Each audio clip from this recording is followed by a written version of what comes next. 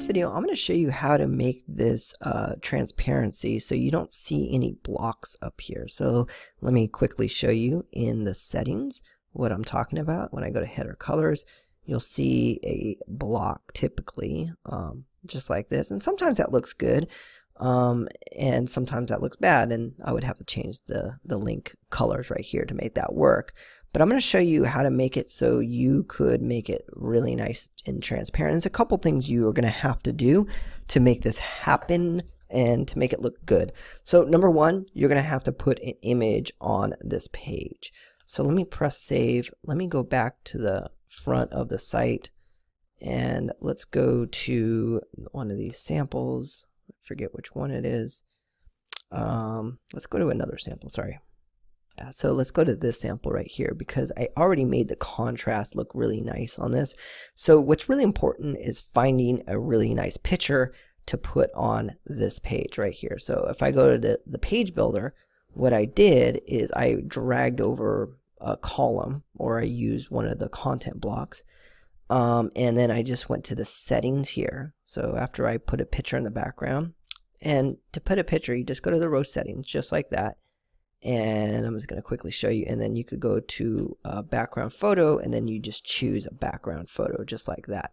So that's what I did here. That's a background photo that I chose and I put back there.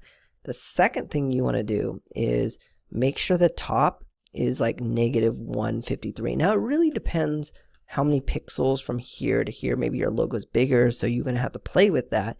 But I like that number. That's a pretty solid number for you, 153 or 155, something to that effect. And as you can see, if I take that off, it pulls it down.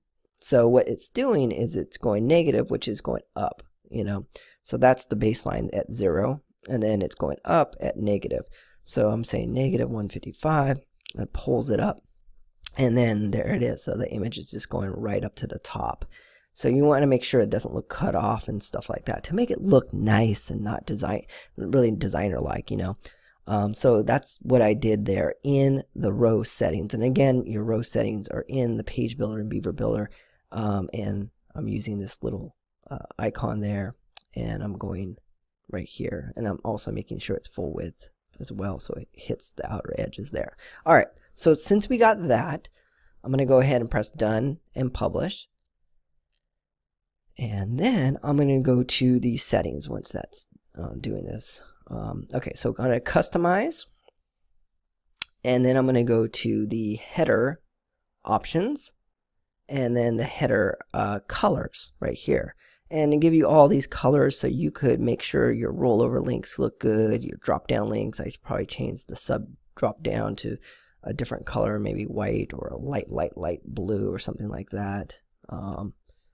I'll just do that really quick. So you want to probably do that. Look at that. That's a little bit better. But you get my point. You just go here to header opacity. And it may say home. I think we're going to change that to just header opacity because we're going to do it on all the pages. But you could just move this little thing from there. And sometimes you want to just do halfway in the middle. You know, maybe it looks good there. You know. It really depends on the background photo, it depends on your styling, it depends on what color links you have, and so on and so forth. So that really, you know, you have to kind of take into account of all that kind of stuff. Also, take into account of your logo as well. You probably want to change your logo so it kind of pops out at you a little bit more. And you could always go to the header logo, and you have a choice between text and image, and I just put an image there. And I made my logo in Logo Maker.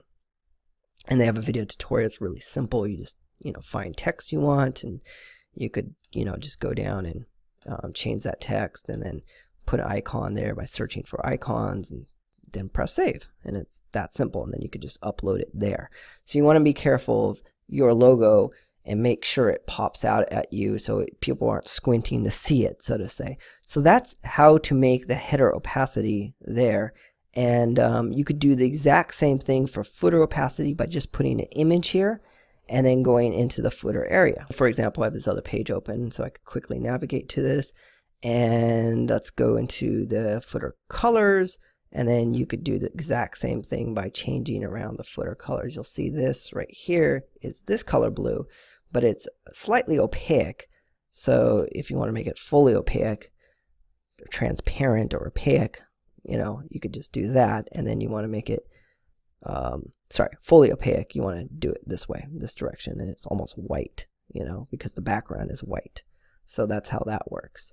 All right, so I hope this helps. It really gives a nice feel and a good design feel for your site. And yeah, try it out and test it out and play with all the pages. One thing I want to note is make all your pages, if you have a dark background and you start going to other pages, it's going to look kind of weird if some other page is a lighter color. So you want to make sure if it's light background, you want probably dark text, and if it's dark background, yeah, you want a light text, and so on. So you want to be careful of what you do so it doesn't look weird like this, or kind of jumbles up and you can't really see it, you know. And that's why you got to pick your pictures correctly, and you just gotta kind of play with it. And that's what people do, is they spend more time playing with the image. They, meaning designers and web developers and stuff, will spend a lot more time playing with the images just to make sure it pops, people could read it, because the whole point of going to a website is so that people understand what you are trying to articulate, trying to convey. And you don't want it to be too jumbled up like this. Even though that's a nice background, it kind of looks it's clashing with these words right now, you know. So you wanted to make it look really, really beautiful. So pick your images nicely. I go to Pixabay and I go find really nice images, solid images, whether it's a dark one or a light one, just depending on the design I use. All right, I hope this video helps. Thanks.